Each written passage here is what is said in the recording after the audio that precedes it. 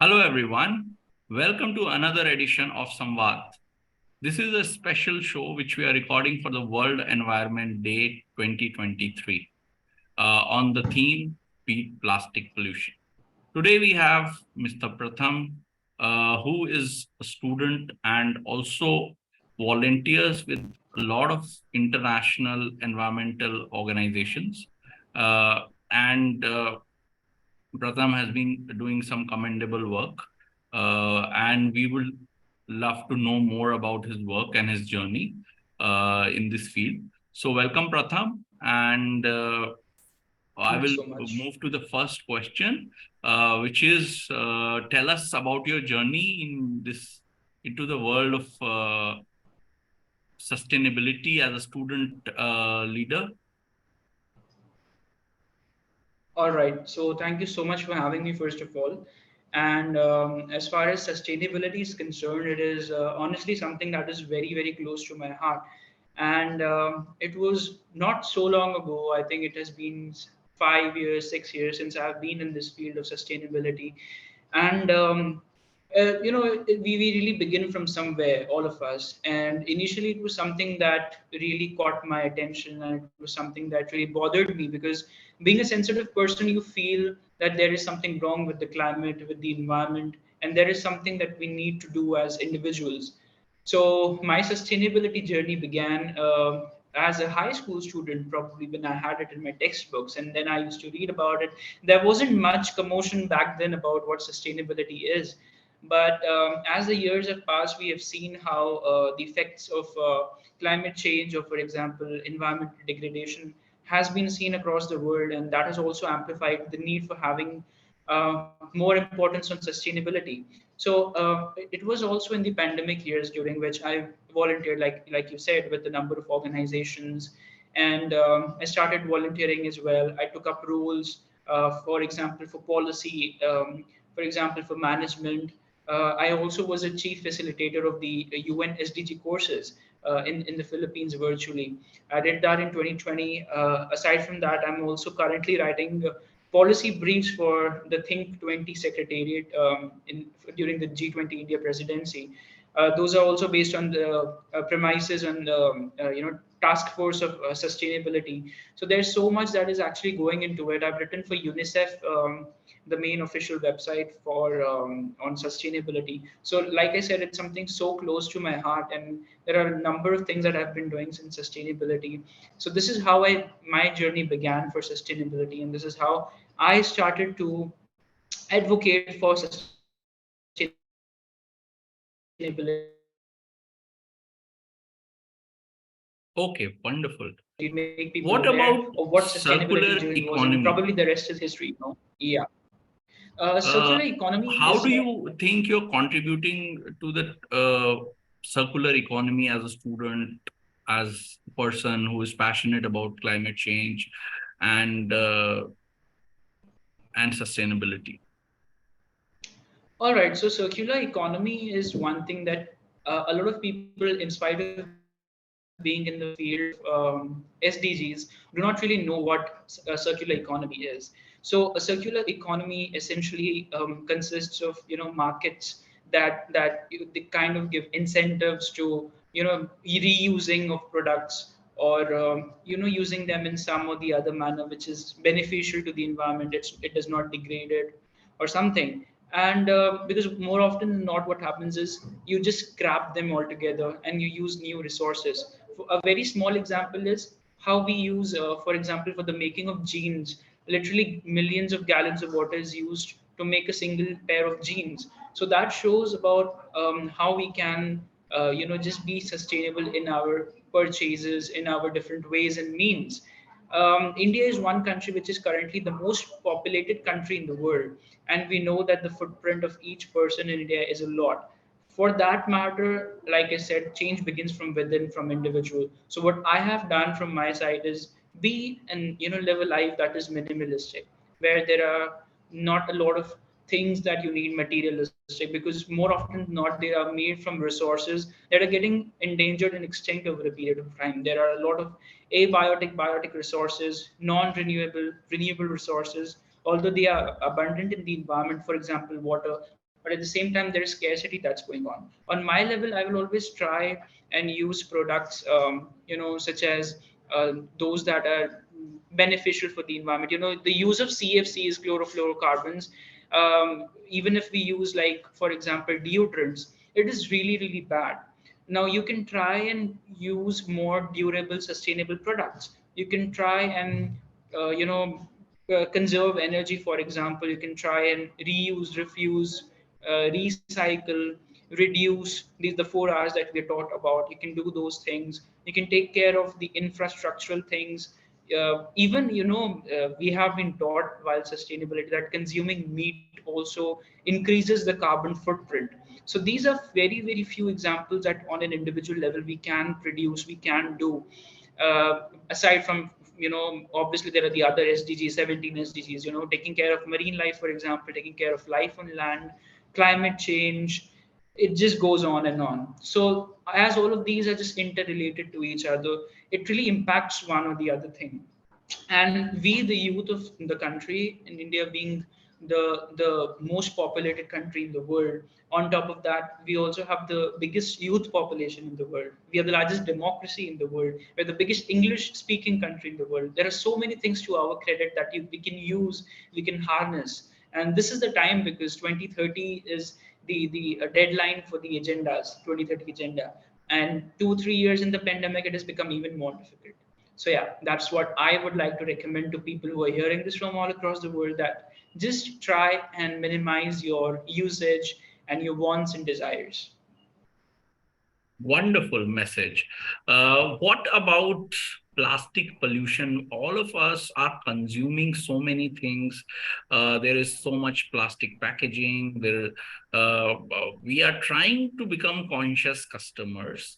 But apart from that, what are some of the ideas you would like to share which can tackle this problem of plastic pollution?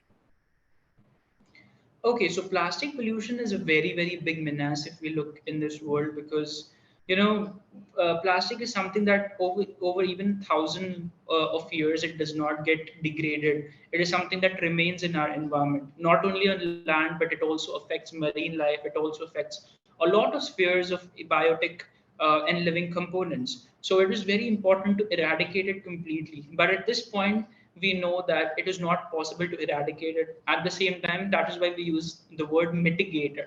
We can reduce the usage of plastic. For example, I'll not give very big example. We'll probably stick to examples that we as individuals can use in our daily life, because it needs to be very practical. It needs to be something that people can do in their lives rather than just read. Because what we do is we read big things in the UN, we read big things in all the NDCs, but at the end of the day, we're not able to apply it in our lives, and it just remains on paper. So it is very important. One of the very few examples is to eradicate something like single-use plastic. India was one of the countries that banned single-use plastic in June the preceding year, and it is very important for us to not use single-use plastic, because they are made of such materials, polystyrene and mono components that do not get, they're even bad for the environment. So we can avoid single-use plastic as far as possible. We can use, like I mentioned before, recycling is very very important. I think where I am living in Maharashtra, we have a rule where, for example, if I am taking a Coca-Cola bottle, if I've consumed it completely, I can go and sell it off for a kilogram and probably get 30 rupees or 20 rupees.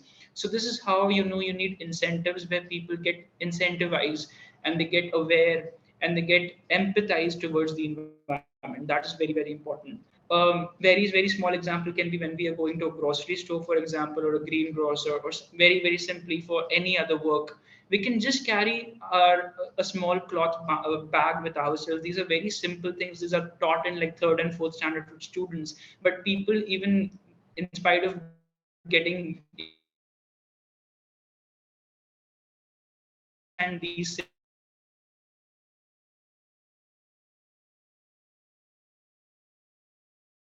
very important for us to educate ourselves on these simple things. So this is what we can do on our, because there are chewing gums that are made of plastic things. There have been discovery where minute particles of plastic have been found in human blood, etc. So that goes on to show how much we are using plastics. You can just use a simple bottle of say a jug at home, or a clay pot at home while storing water during summers. It's even more beneficial. The olden ways and means are way more efficient than the ones that are being used today. So these are some of the things what we can do to reduce pollution. As we are seeing that India is one of the most polluting countries of plastic in the world. And what happens is that the third world countries or the developing countries are the ones who have to bear the brunt of all these things. So things are just taken, the plastic is just taken from one end of the world and then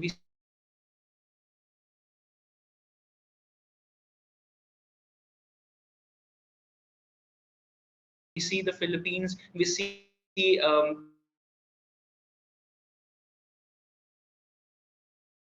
parts in Africa that really become dump yards, reduce the usage of plastic, reduce the issue of plastic. Okay. So, what do you think should be your message uh, for young people who want to contribute to SDGs? And how are you, as a young person, contributing to SDGs? Okay, so my thing to the youth would just be a normal, plead for awareness. That first of all, you need to educate yourself about what sustainability is. Just speaking about sustainability or reading about sustainability will not solve the issue. You as an individual need to contribute. We really underestimate ourselves. We really underestimate the power of a single individual to contribute to something big. But every drop of just contributes to become an ocean. That is how it goes. So if every individual takes up ways and means by which they can actually put in the efforts to reduce it, I think it can go a really, really long way. Let us begin from the very beginning, from the very basic foundation at home. If you do that at home, you can carry that thing forward to your society, to your community, to your country, and then we can probably, as a global population, reduce what is a growing issue out of, say, plastic pollution or any other form of pollution. Now, what I do, like I said before, is a number of ways and means by which you can reduce your consumption, your way of fulfillment of needs. Do not accept plastic bags if they have been given to you. Do not burn plastic because when plastic is burned, it reduces a lot of harmful flames. Do not accept plastic bags if they have been given to you that use up a lot of plastic. You can always refuse, you can reduce. Do not burn plastic because when plastic is burned, it produces a lot of harmful flames, which is very toxic for the environment. It's all related because then it goes on to the ozone, and then the ozone gets depleted, and then comes the ultraviolet rays, and then goes the condensation precipitation cycle. So it all is a toxic cycle. It just goes on and on and on. So in order to reduce this, it is very important, like for me, if you say, it is very important for me to educate the people, and that is what has been my endeavor all these years, to spread the word as far as possible. Social media is such a useful and such a powerful platform which we currently are using as well. So I would urge the youth icons, the unheralded youth, not only the ones who are seen and heard, but also the people of like a common man. They have so much potential that they can do, and we as a country have so much of potential. India, we are literally going to be the next big thing in the world right now, whether it is economy, whether it is infrastructure, whether it is anything. We are right at the top currently. We're just looking at eye to eye to US and China. So we can leverage these things. We can use these things to our own profit. We need to invest more into sustainability. There needs to be more funding for sustainability. There needs to be more awareness. Now, when you start these things from a very young age, children will get sensitized. They will know how they need to live life, with a sustainable future, how they need to refuse these things at all, because nowadays what you're seeing is that people are really not bothered about things. The coronavirus thing has even made it worse, that during the pandemic people have literally forgotten. Children have been out of studies, from schools, from physical environments for 2 years, 3 years. It's very important to invigorate people at this point of time. Now, we are taught about plastic pollution every now and then. We all know what plastic is, we all know what plastic pollution can do, but it is important for us to implement it, like I mentioned, most importantly. Just keeping it in our awareness will do no good to the society. So just go out, implement, and if you can spread the word, if I am a person spreading it to you or to 10 different people, let those 10 different people go and spread it ahead to even one person. Probably that can also bring in a difference in the society. So that would be what I would wish from the community, from my society, from my country, from my people. Wow, wonderful message. Uh, what will be, coming to the last question, what will be your message to the young people, especially people in their school years, early college years? How can they get involved in these sustainable way of life and in the world of sustainability? What message would you give to them? Okay, so my message would be essentially to look for opportunities that would bring you into the realm of sustainability, because there are a lot of UN organizations that are currently working. There's a working group of UNFCCC, which is called as Younger Working Group. They essentially work for the youth, by the youth, and they are composed of the youth. You can join these small organizations, you can join NGOs, you can probably work in your school, you can take up a project in your society, for example, with a couple of kids who are on the same level as you. Probably you can educate people about, you can spread awareness, you can implement, most importantly, being an example yourself. If you are yourself not doing it, you are in no position to compel people to do it. So you have to first become an example, you have to set a standard, and you have to make sure that people replicate it. If not 100%, at least 50%. If not 50%, at least 25%. But let there be a change, let there be a beginning. Let us initiate the process first of all. It does not matter how far we go, it does not matter how successful we are, but that thing of just starting it, that is more than enough for the youth. And like we said, we are the youngest population in the world. So this is a great opportunity for us to understand about these things. Now, we talked about how we can do it on a personal level. We talked about how we can engage with the NGOs, we can engage with the UN. But there's also this thing where we as youth can actually just go around and just talk about these things. There have been a lot of summits in the G20. A lot of them actually have been based on sustainability and SDGs, etc., etc., etc. So these are what the country also thinks is a policy that needs to be adopted. There is a great importance of having legislations at the top. For example, if India needs to have a lot of laws that talks about sustainability, that talks about inclusion, that talks about pollution. We are, if you see the top 10 polluted cities, 6 out of the top 10 cities, the most polluted ones are of India. So this is a very, very big alarming state for us as a nation to wake up.